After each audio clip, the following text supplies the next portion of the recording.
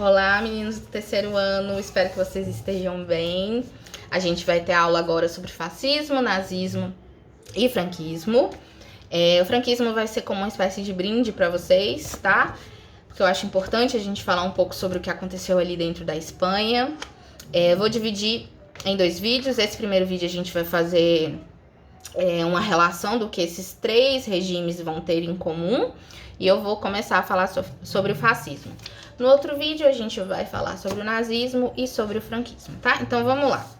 A gente precisa entender essas formas ideológicas porque em algum determinado tempo elas vão se unir e a gente precisa entender elas dentro do processo da Segunda Guerra Mundial. Para a gente entender o processo da Segunda Guerra Mundial é fundamental que a gente entenda essas formas ideológicas, tá? Eles vão acontecer ali num período que a gente chama de período pós-Primeira Guerra Mundial, em resposta aos acontecimentos e consequências da Primeira Guerra Mundial, principalmente quando a gente está falando do fascismo e do nazismo, né? Da Itália e da Alemanha.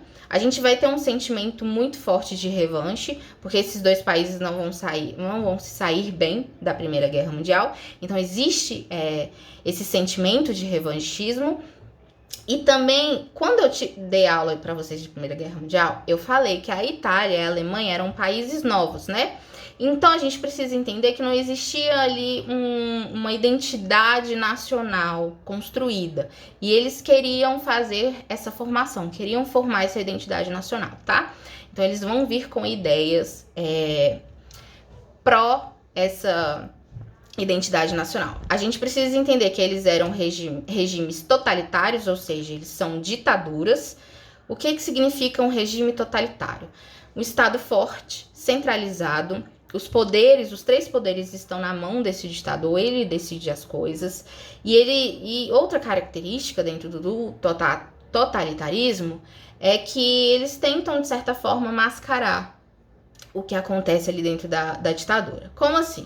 Por exemplo, na nossa ditadura, foi na ditadura militar, né? 1964 a 1985, essa ditadura militar vai acontecer e a gente vai ter dentro dela 2 partidos. O Arena, né? Que dava apoio à ditadura militar, e o MDB, que era uma certa oposição à ditadura militar. Por que eu falei uma certa oposição? Porque essa oposição não acontecia da forma que deveria acontecer.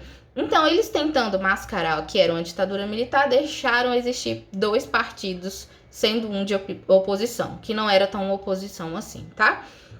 Então, olha só. Basicamente, eles vão ter o controle de tudo, inclusive dos partidos políticos, censura, enfim.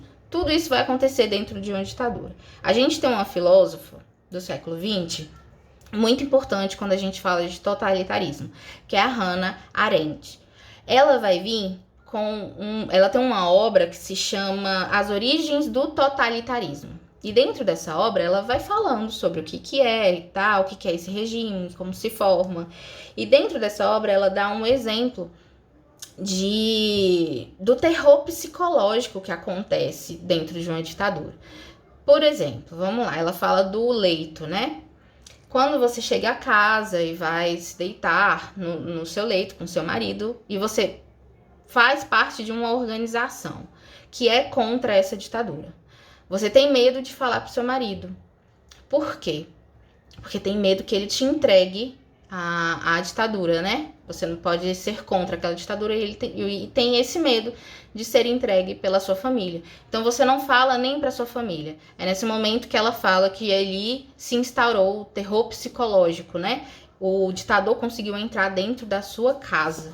E ela também vai vir com os exemplos de modelos, né? Vamos dizer assim, modelos totalitários que acontecem dentro do século XX. E ela vem como exemplo, ela dá como exemplo o nazismo e o stalinismo, né? Que a gente estudou quando falou da Revolução Russa. Ok. Além de ser regimes totalitários, a gente sabe que eles são ultranacionalistas. O que significa isso? Eles valorizam a sua nação, as pessoas que nasceram ali dentro dos seus países, tá? Então, beleza, já sabemos o que basicamente eles têm em comum, vamos falar sobre o fascismo agora. O fascismo vai acontecer na Itália e vai entrar no poder mesmo ali no ano de 1922. O que a gente precisa saber? Que ele vai dar base para essas outras formas ideológicas aparecerem depois, tá? Posteriormente.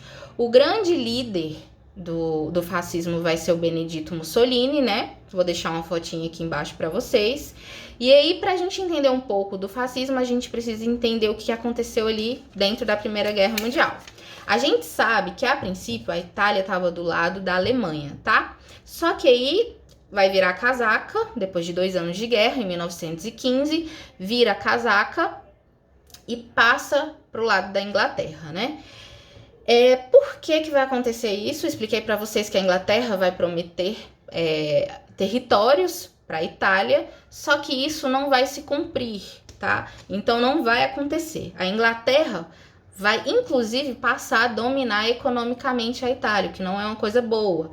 Andando pelas ruas de Roma, na Itália, enfim, você vai ver muitos ingleses presentes, né? Você via muitos ingleses presentes ali naquela época.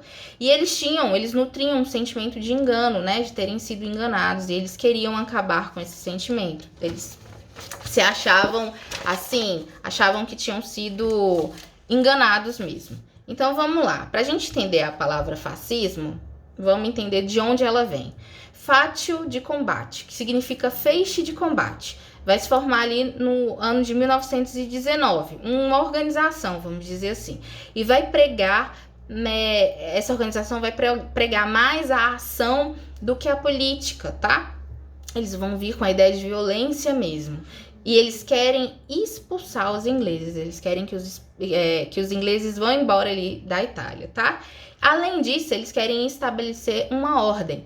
Por quê? Eles querem dizer para o mundo, a gente nunca mais vai ser enganado, tá? Estamos botando a ordem aqui e acabou esse sentimento de engano.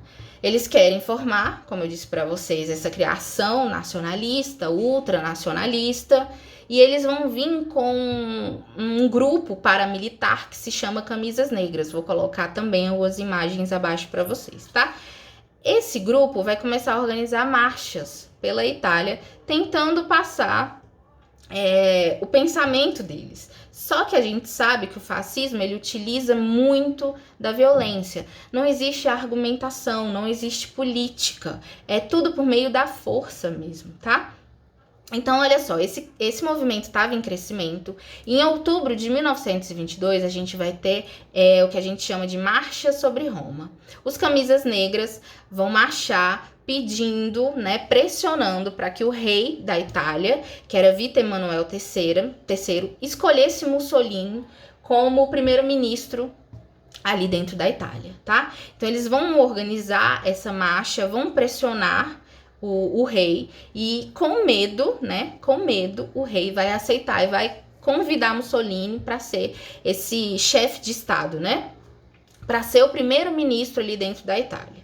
Só que Mussolini não vai parar por aí, ele vai derrubar o rei e vai começar a instaurar a ditadura, né? Vai se tornar, a partir daquele momento, uma grande ditadura, um terror fascista. Vão começar a expulsar os ingleses de dentro da Itália, enfim. Violência sendo utilizada para todos os lados. E aí, a gente precisa saber de uma outra coisa que aconteceu. Uma coisa importante para se lembrar é que nessa época ainda não existia o Vaticano.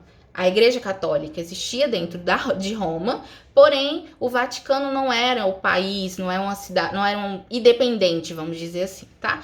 Então, Mussolini, meio que para calar a Igreja Católica, calar o papado, pegou e falou assim: olha, agora sua cidade-estado, seu país é independente e vocês se organizam aí. Por enquanto, aqui vai ser do jeito que eu quero. Então, para calar a Igreja Católica, ele fez isso, tá? E aí, a gente chama isso de Tratado de Latrão, que vai acontecer ali dentro, vai acontecer no ano de 1929, tá? O papado, né? Os papas, os clérigos vai se calar, basicamente é isso que vai acontecer. E a gente também vai ter muitos católicos aderindo ao fascismo, né? Muitos católicos vão estar dentro do fascismo. Eu espero que essa parte vocês tenham entendido. Próximo vídeo a gente continua.